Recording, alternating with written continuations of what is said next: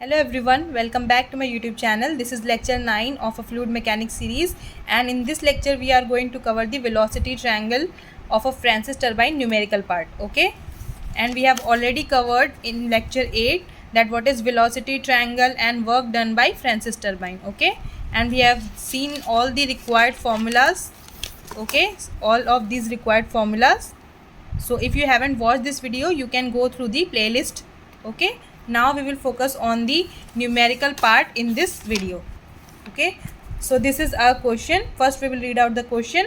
Okay, so the question is, water enters a Francis turbine at a 22-degree angle and leaves radially. Okay, if the speed of the runner wheel is 320 rpm and the velocity of flow at inlet and outlet is 4.2 meter per second, the inlet and outlet dia of runner are 600 mm and 300 mm respectively.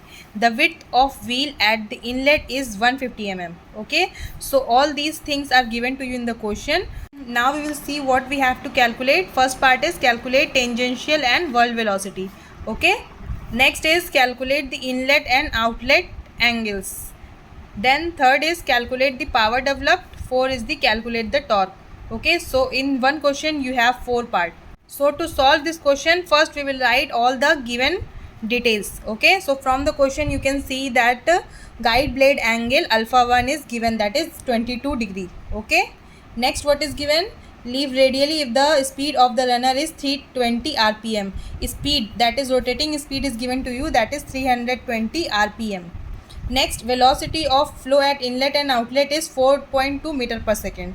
Okay, so velocity of flow at inlet and outlet is 4.2 meter per second. Next is the inlet and outlet dia of runner. Okay, so inlet dia d1 is 0.6 meter. 600 mm means 0.6 meter. Okay, so simply 600 mm is 0.6 meter. Okay, all other parameters are in meter, that's why we have written dia in meter. Okay, next is outlet diameter, that is 0.3 meter. Okay, next is the width of a wheel at inlet. The width of wheel at the inlet is given, that is 150 mm, that is 0.15 meter. Okay, so these are all the given terms from your question. To solve any question, it is better if you write the given term, so that it will be easier for you to solve the question. Okay, so as the discharge is radial, here it is given that water leaves radially, means the discharge is radial, so VW2 is equals to 0. In the lecture 8 we have studied that if the discharge is radial, so your whirl velocity at outlet will be equals to 0 and your alpha 2 will be equals to 90 degree. Okay, now we will move to the solution part. First we have to calculate the tangential and whirl velocity. So to calculate tangential and whirl velocity, we will use the formula that we have studied in the lecture 8. Okay, so to find the tangential velocity at inlet and outlet, the formula is pi d1 n by 60 for inlet, and for outlet is pi d2 n by 60. Both formula same, just d1 and d2. Okay, for inlet and outlet. So put the value of d1, that is 0.6 meter. Okay, here, and write the value of n, that is 320 rpm. Okay, so if you write the value of d1 and divided by 60, you will get the value of tangential velocity at inlet. And similarly for the tangential velocity at outlet, u2 will be equals to pi d2 n by 60, pi multiplied by 0.3, that is d2, into n, that is 320, divided by 60. You will get u2 as 5.03 meter per second. Okay, so these are your tangential velocities at inlet and outlet. Okay, next we have to calculate your whirl velocity. Okay, so to calculate the whirl velocity, we know that from equation A of lecture 8, that is from this equation. So VW1 will be equals to V1 cos alpha 1. Okay, but in the question V1 value is not given, so you have to calculate V1 first. So to find the value of V1, you can see from this inlet velocity triangle that sin alpha 1 will be equals to perpendicular upon hypotenuse. Okay, so this is your perpendicular, that is sin alpha 1. Sin alpha 1 will be equals to your perpendicular. This is your perpendicular, that is VF1 upon hypotenuse, that is V1. So simply V1 will be equals to VF1 upon sin alpha 1. Okay, now you know how you can get the value of V1. Okay, VF1 value is given in the question, that is 4.2 meter per second. Okay, So write the value of VF1 here. The alpha 1 value is given in the question, that is 22 degree. Okay. So write the value of VF1 sin alpha 1. You will get the value of V1 as 11.21 meter per second. Okay. So this is your V1. Now simply put the value of V1 and alpha 1 in this equation. So you will get the value of VW1.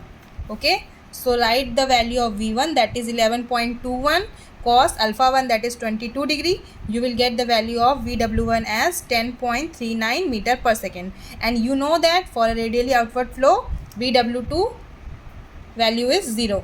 Okay. So this is your world velocity at inlet, this is your world velocity at outlet, and this is your these are your tangential velocity at inlet and outlet. Okay.